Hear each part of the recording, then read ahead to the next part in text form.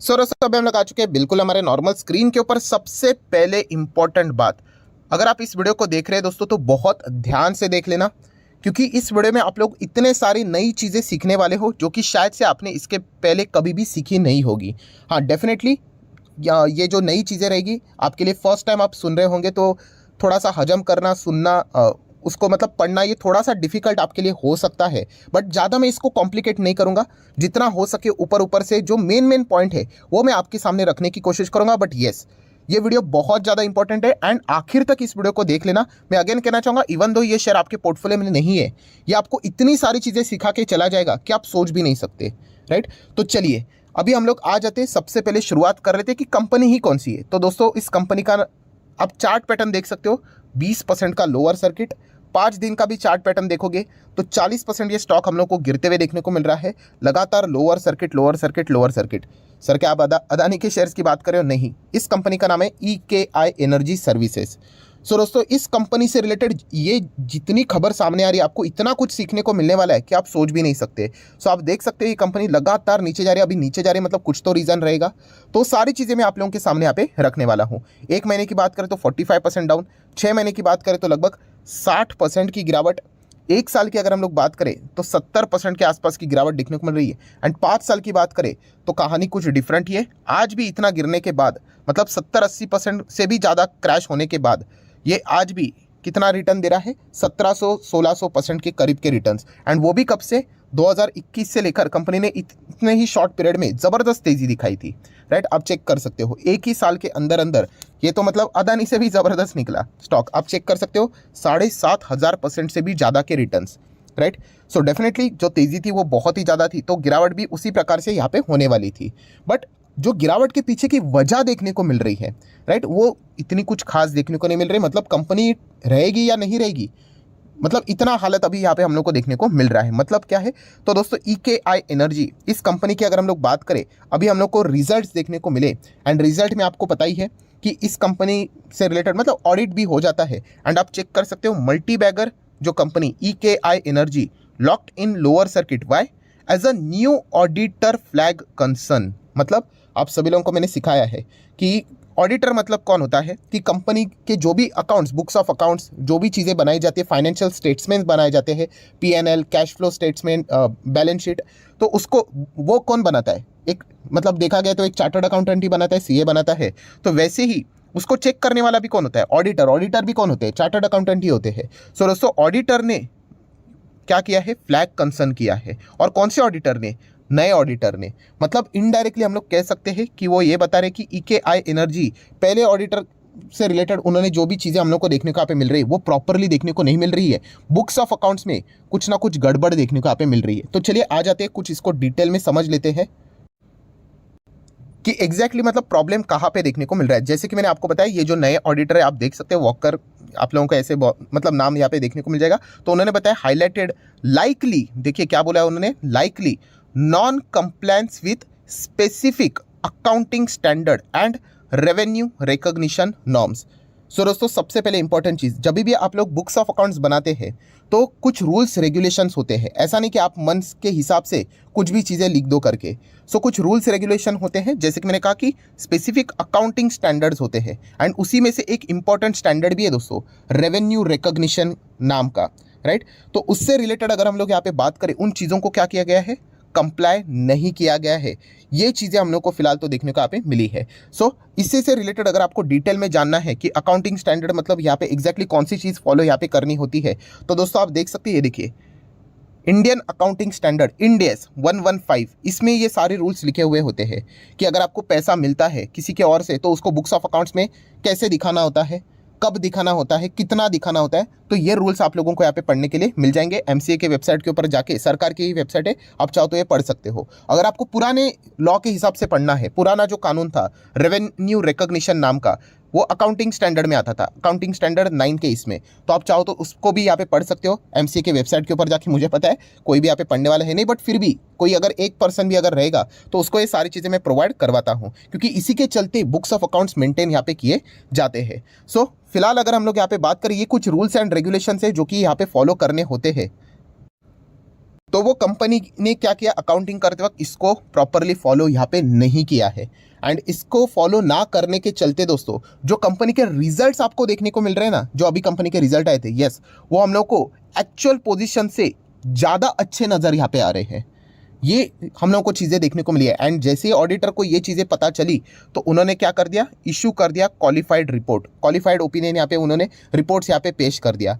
And qualified report जैसे ही दोस्तों आ जाता है तो इसके चलते हम लोग को दिक्कतें देखने को मिल जाती है, क्योंकि ऑडिटर ने उसमें बताया है कि ये सारी चीज़ें उनको देखने को यहाँ पे मिल रही है। अब ये क्वालिफाइड रिपोर्ट भी क्या रहता है, ऑडिटर्स के ओपिनियन क्या रहते हैं, ये भी अगर आपको पढ़ना है, एनुअल रिपोर्ट पढ़ते वक्त बहुत काम का रहता है, तो आप चाहो तो स्टैंडर्ड्स ऑन ऑडिटिंग ऐसे 705 करके यहाँ पे रहता है, तो उसको आप चाहो तो थोड़ा बहुत यहाँ पे पढ़ सकते हो, तो इसके बारे में आपको थोड़ा बहुत पता यहाँ पे चल जाएगा।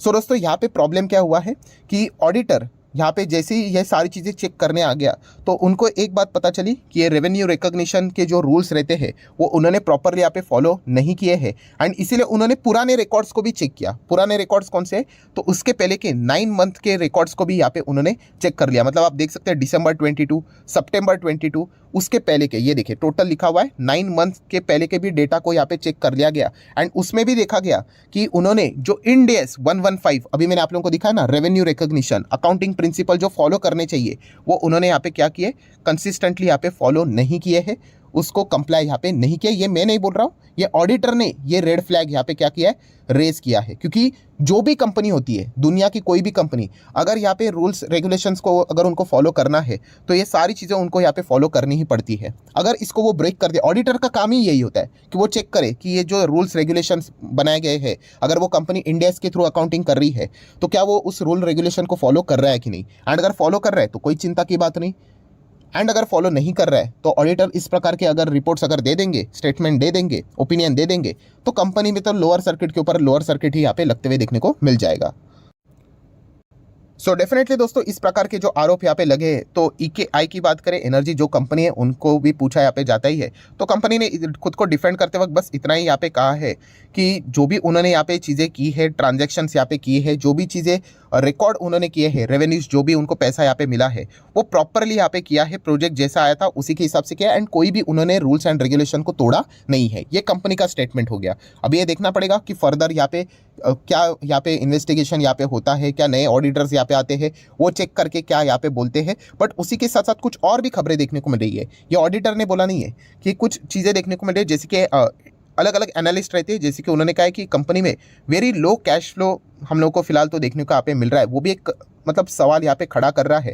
एंड उसी के साथ साथ अगर हम लोग बात करें जो डेटर रियलाइजेशन यहाँ पे रहता है एंड वर्किंग कैपिटल मैनेजमेंट भी रहता है, इन सभी में भी थोड़ा बहुत हम लोग को क्वेश्चन मार्क देखने को यहाँ पे मिल रहे हैं। सो ये सारी चीज़ों के चलते EKI एनर्जी ये जो स्टॉक आपको देखने को मिल रहा है, इनमें हम लोग को लोअर सर्किट के ऊपर लोअर सर्किट लगते हुए देखने को मिल रहा है। सो बेसिकली आरोप क्या है कंपनी के ऊपर, जैसे मैंने कहा कि अगर ऑडिटर कभी भी यहाँ पे इस प्रकार की कंसर्न रेज करता है तो आपको पता ही है कि शेयर तो सीधा लोअर सर्किट में ही बात करता है, सीधा, राइट। तो क्योंकि फटाफट लोग निकलना ही पसंद यहाँ पे करते, क्योंकि फिर अभी बहुत लंबा प्रोसेस रहेगा कि वो सही थे या नहीं थे, बहुत सारी चेकिंग होगी, एंड तब तक तो मतलब देखा गया इतना टाइम वेस्ट हो जाता है। तो जिन्होंने भी पैसा लगाया होता है वो फटाफट निकालना स्टार्ट कर देते हैं। सो ऑडिटर का बस एक ही यहाँ पे कहना है कि इनके जितने भी अभी हम लोग को नंबर्स देखने को यहाँ पे मिले थे, क्वार्टरली रिजल्ट, एंड सबसे मेन बात दोस्तों कि चलो ये ऑडिटर की बातें जो उन्होंने बोली वो साइड में ही रख दो, उसके अलावा भी अगर कंपनी के दिसंबर के नंबर देखोगे 407, लास्ट टाइम 449 का सेल था, एंड ऑपरेटिंग प्रॉफिट 130 से 47 आया। मतलब कितना गिर गया देखो, 12% तक, 29% से 12% आ गया। एंड एक टाइम पहले तो ये 31% था, मतलब ईयर ऑन ईयर बेसिस वहाँ से 12% आ गया। सो अगर ऑडिटर के बातों को अगर हम लोग निगलेक्ट भी कर दे, फिर भी जो नंबर्स दिखाए है वो बहुत ही पुअर नंबर्स हम लोग को देखने को यहाँ पे मिले हैं। एंड इसके चलते तो गिरावट यहाँ पे होनी थी, बट सर्किट क्यों लगा, क्योंकि ऑडिटर ने जो बातें रेस किया, उन्होंने कहा ये तो नंबर आप मान के चलो भाई, ये तो नंबर उन्होंने अच्छे दिखाए करके, जानबूझकर करके उन्होंने तो चीज़ों को फॉलो नहीं किया है। अगर एक्चुअल में अगर नंबर्स को अगर यहाँ पे लिखा गया ना, तो ये इससे भी खराब आपको देखने को मिलेंगे। ये ऑडिटर बताने की कोशिश यहाँ पे कर रहा है, जिसको अगर हम लोग यहाँ पे बात करें तो फाइनेंस के टर्म में आप लोगों ने सुना भी होगा, एक शब्द होता है, कौन सा, विंडो ड्रेसिंग। यस, इस शब्द को भी आप लोगों ने सुना होगा किधर ना किधर, तो अगर नहीं सुना है तो इसको भी जान लो। तो विंडो ड्रेसिंग करके एक चीज़ होती है दोस्तों। विंडो ड्रेसिंग मतलब क्या, इसको भी एक मतलब फाइनेंस के वर्ल्ड में मतलब फ्रॉड के टर्म में ही बोला जाता है। विंडो ड्रेसिंग मतलब यहाँ पे आप चेक कर सकते हो, अल्टीमेटली एक मैनिपुलेशन ही होता है, manipulation of accounts. so as to present the financial statement in a way to show better position than actual। मतलब आपके नंबर्स यहाँ पे खराब होते हैं। जैसे कि मान लीजिए कि मेरा प्रॉफिट सिर्फ 50 करोड़ का है, मान लीजिए अभी ये 50 करोड़ का प्रॉफिट अगर शेयर होल्डर को पता चला तो ये तो मेरा शेयर को तो मतलब पीठ ही डालेंगे। तो मैंने क्या कर दिया, इसको 80 करोड़ कर दिया। इसको बोलते हैं दोस्तों विंडो ड्रेसिंग। मतलब क्या कि showing better position than actual. Actual position क्या है 50 एंड दिखा क्या रहा हूं मैं 80, तो ये भी तो गलत ही है। इसको भी क्या बोलते हैं, मैनिपुलेशन। ये देखिए राइट। तो यही इनडायरेक्टली आरोप यहाँ पे क्या किया है ऑडिटर ने इस कंपनी के ऊपर यहाँ पे लगाया कि इन्होंने अकाउंटिंग्स के रूल्स भी प्रॉपरली यहाँ पे फॉलो नहीं किए एंड इसके चलते जो नंबर्स आपको जो देखने को मिल रहे हैं वो अच्छे देखने को मिल रहे हैं। इवन दो वो खराब है, इससे और खराब हो सकते थे राइट। सो आप अंदाजा यहाँ पे लगा सकते थे। मतलब उन्होंने यहाँ पे बातें बताई है कि इसके चलते कंपनी का रेवेन्यू ऊपर देखने को मिल रहा है जो कि होना नहीं चाहिए था। देन एक्सपेंसेस में भी चीज़ें जो दिखाई है उन्होंने वैसी होनी नहीं चाहिए थी एंड इसके चलते जो प्रॉफिट है कंपनी का बहुत नीचे आना चाहिए था राइट। तो वो उन्होंने यहाँ पे प्रॉपरली नहीं दिखाया है। अगर वो दिखाते तो ये जो 52 भी देखने को मिल रहा है उससे भी खराब परफॉर्मेंस आपको देखने को यहाँ पे मिल सकता था। तो ये सारी चीज़ें कंसर्न किसने रेस किए, कंपनी के ऑडिटर ने यहाँ पे रेस किए। एंड ये पिछले 9 मंथ का डेटा क्यों सामने आया, क्योंकि जैसे मैंने कहा वीडियो के शुरुआत में ही मैंने आप लोगों को टाइटल दिखाया कौन सा, तो ये देखिए क्या लिखा था यहाँ पे कि न्यू ऑडिटर। ये जो नए ऑडिटर आए हैं उन्होंने ये सारी चीज़ें यहाँ पे चेक कर ली राइट। इसीलिए तो रोटेशन यहाँ पे किया जाता है कि कोई भी कंपनी का ऑडिटर वहाँ पे फिक्स ना रहे, वरना कुछ गड़बड़ यहाँ पे हो सकती है। सो जैसे ये नए ऑडिटर्स यहाँ पे आ गए तो उन्होंने सीधा यहाँ पे फ्लैग कंसर्न यहाँ पे कर दिया है। अभी देख लेते हैं आगे जाके यहाँ पे क्या होता है करके। सो तब तक अगर हम लोग बात करें तो ये स्टॉक तो लोअर सर्किट में ही फिलहाल हम लोग को चलते हुए देखने को मिल रहा है एंड आगे भी शायद से इसी प्रकार की चीज़ें हम लोग को कंटिन्यू भी होते हुए देखने को यहाँ पे मिल सकती है।